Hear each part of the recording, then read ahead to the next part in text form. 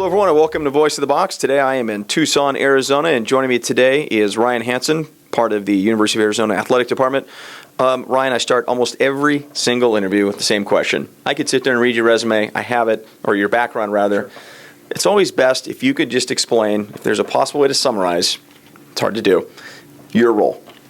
My role here at the U of A, I'm our Associate Athletics Director for Major Gifts and Annual Giving.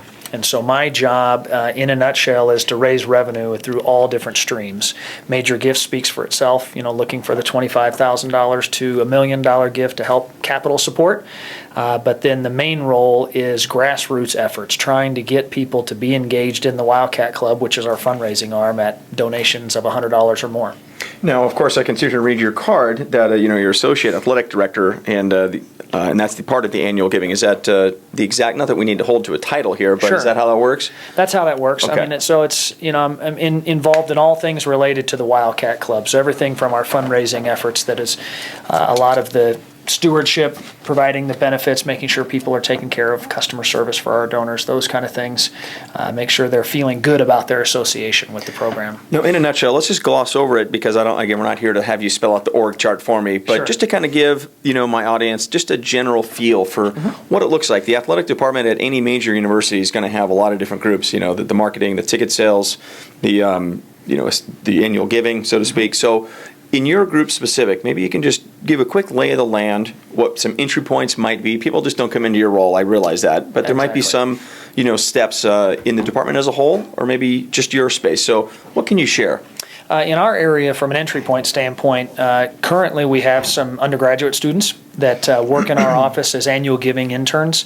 So they come in for 20 hours a week at the most, all volunteer, and they're assisting our major gifts officers with prospecting, assisting us with calling donors to try to solicit that $100 gift, all the way to folding and stuffing letters. So that's one of the main entry points. We also have a paid internship that is our development associate. That person works way more closely with our major gift officers with tracking donors, prospecting, all the paperwork that's involved with tracking their gifts and making sure they're current on their donations. So those are the two main, like right out of college, how do you get in? The next couple steps in my specific area, we have a director of annual giving, and then we have a regional director that's up in Phoenix. And their jobs are to mass market the Wildcat Club, make sure that people know about it, and then help in assisting that grassroots effort. That's the best way I can put it, is that entry point for donors then. Got it. How do you get in at $100? That's the minimum level. That's what we feel a lot of people have the capacity nowadays with the economy. We need to aggressively search out those people that have a love for Arizona, have the capacity of maybe only $100. Let's find those people. So we have someone in Phoenix that their target market is Phoenix.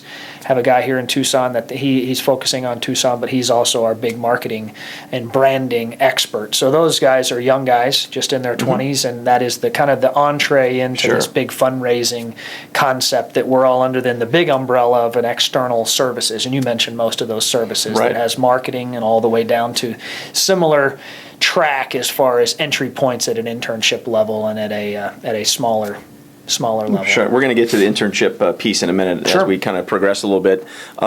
I want to make sure I've got your bio not down to a T, but I read it and I want to make sure it's not last year's before I create any inaccuracies here. But 9 years overall with the athletic department, but 2 years in your current role. Is that correct, or did we miss a year here or there? You probably missed a couple of years there. Not to go through from fact checking. It's important. Not through, not all the way back to kindergarten, but I started here full time as our director of basketball operations. So I worked for Coach Olson for 8 years as a director of ops. So full time in that role, and then our athletic director and I talked about future career path. What do you want to do?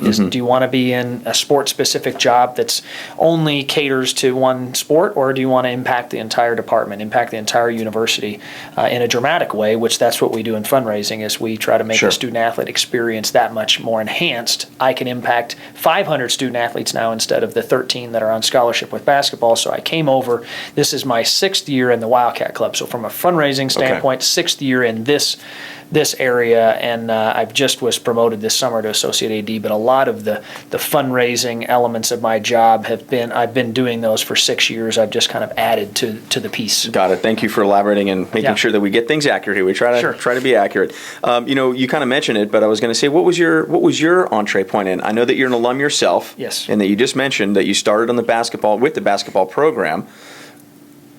explain how you got your break in. Everyone's got their break. It might have been an event or a series of events, rather. What was it that got you on your course? I'll give you a couple, because I think to get into the whole broader scope of Arizona athletics, I was a high school basketball player in Tucson, and my coach knew one of our assistant coaches very well, and I was not good enough. The old saying goes, I was the 12th man on a 12-man roster. Right. So not good enough to play, but wanted to stay connected with sports, which I'm sure most of your audience is about. How do I get in? Because I love sports. So the coaches talked and said, here, I got a guy that I think you'd really like and is going to be a hardworking guy. So I came down and worked a summer camp. I worked Lute Olson's summer camp. And at the end of the summer, there was a student manager job. So in my undergraduate days, I was working for the basketball team as a manager. And then my theory, and I'll get to some of this later, but I made myself as invaluable as possible as a student manager, and became a position came open as the director of operations, and they didn't even put it out to a search. I was hired, just promoted from internal. And then that next step, how did I get my break into the AD side of things? That was a similar concept. As I worked for Coach, I wasn't just doing the administrative duties. As the years went by and I proved myself to be reliant and reliable and have responsibilities and tasks come my way that I could carry out in a professional manner, more things kept coming. I started scheduling all of our non-conference games. I started doing some fundraising work with some donors, and from a sport-specific side of things, and I think that our AD saw, hey, this guy can do more for us, and he's helped Lute. Let's see what he can do for all of us. And so then that's how kind of a new job was created for me in the Wildcat Club. And speaking of Lute, I just got to take just a quick step back here. Just as any sportsman would want to know this. You've been part of. I wish my camera operator, which there really isn't one, could see this photo here, because it's pretty impressive. How many people really get to be part of a championship organization at any level? You yourself were part of the '97 team, so I just think that's a pretty special thing that people should know. Your body of experience specifically. I wish I could show the big, huge shot here of the '97, NC2A basketball champions, and you're part of that team. So, tip my hat if I had one to you on that. That's pretty exciting to be, to be part of any championship. So blessed to work for a Hall of Fame coach and be a part of that.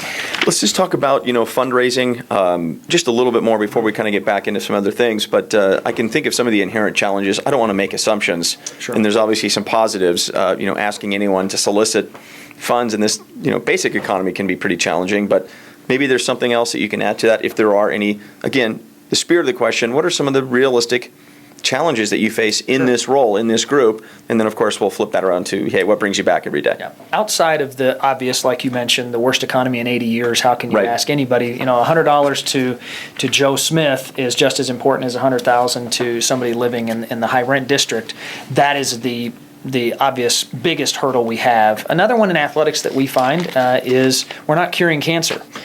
So while we impact a lot of people's lives, it's not changing the world to be a better place. We feel like we are, and that's the message that we have to convey. Can we convey that these student athletes that we are interacting with and affecting on a daily basis for their 4 to 5 years on campus, they are going to change society for the better. We're going to equip them with all the things that they need to become better contributors in this great world that we live in. That's what brings me back, but that's also the challenge. And riding the wave, the next biggest challenge for us is riding the wave of wins and losses, trying to get people to buy in and invest not just of their money, but of their time coming to games when you may not win every game. You're not going to, just may not, you will not win every game. So to support us regardless of win or losses and buy into what we're trying to accomplish on a daily basis with our student athletes, if we can convince them of that, then they're going to be a part of it. That's the biggest challenge, but also what brings you back is to try to present the argument and the case of support put a face on the student athlete, not just the helmet, and show that you're going to a bowl game. Right, That's neat. It's fun. Obviously, it makes life easier when you're going to a Final Four, you're winning a national championship. People want to align themselves with excellence. But it's how do you get to that supreme position? Well, you have to have help along the way, and that's what we try to convince people to do. As a whole, maybe there's this organization that there might be some forums out there that, again, the college student, not just from this university specifically, but maybe there's some national forums out there that Arizona takes part of, or that athletic groups. If there's even I'm just rewind. I'm going to edit that out in a minute. What groups or forums are there that are dedicated to athletic departments at the university level, where someone off the street that's interested can go to? Are there any forums that you guys take part of yourself? or that maybe there's forums just regionally or nationwide that someone can literally go in off the street if they register themselves. They can get some handshakes, make some connections. Anything come to mind? Sure. I mean, there's one big one, NACTA. I'm not sure if you've heard of that. Our whole department takes part in that, and we have actually found current staff members that we've established relationships at the convention every year. So members of our staff will go to learn and try to learn from our peers. What is Nebraska doing well from a fundraising standpoint that we can steal? I mean, nothing is new in anything anymore. Sure. Nothing's new in fundraising. So if they've come up with a great idea, we would like to learn and steal from that. But also, it's a great opportunity to network and have future opportunities for yourself, but also then future opportunities for us to find the next great fundraiser, the next person that we need in our development associate. That's our paid internship here right now. And in fact, we found at NACTA. We just met him and really liked him and had a connection. And he's 25 years old and he's trying to get his start. And so this is his second year with us. You mentioned a key word there, and I want to just hinge on it a little bit because it leads really nicely into the next question, networking. It's, again, such an overused term, relationship building, but networking, it's all so critical, really. Is there any one networking tip or maybe there's multiple, that you've used yourself to implement yourself into where you are today in your career that you would impart, that you would share with others? I'm probably an anomaly in the business, having my entire working life at the same institution. That's not very common. In fact, our AD has been at multiple places and never really stayed at one place for more than, I think, 6 years or 7 years, getting experience from different schools, all the same type of experience. I have a varied background, but it's all under one umbrella. But from a networking standpoint, it's just my number one thing is just to treat people great. And when you meet them, make a connection, no matter where it is. Because you don't know what that network, it doesn't have to be at NACTA that you're going to meet Joe Castiglione, the AD at Oklahoma, and think, I'm going to get a job at Oklahoma because I gave him my business card and shook his hand. But you treat him right, you treat the next person right, you stay connected as best as you can. You never know. Joe may not have a job for you, but he knows somebody that does, and you've made multiple connections. And networking can be overused, but it's clearly an asset.